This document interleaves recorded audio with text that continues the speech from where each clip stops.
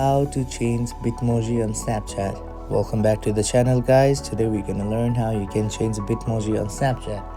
Let's say you have a Bitmoji that you're not a fan of currently and you want to change some part of it, or even create new Bitmoji.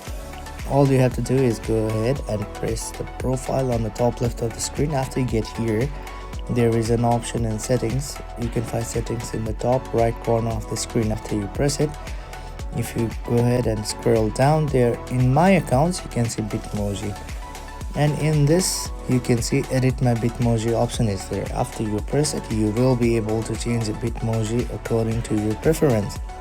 And all after the changes you've done, all you have to do is press save, and that is how you can change Bitmoji on Snapchat. If you got any other questions, feel free to ask in the comment section, and see you guys in the next one.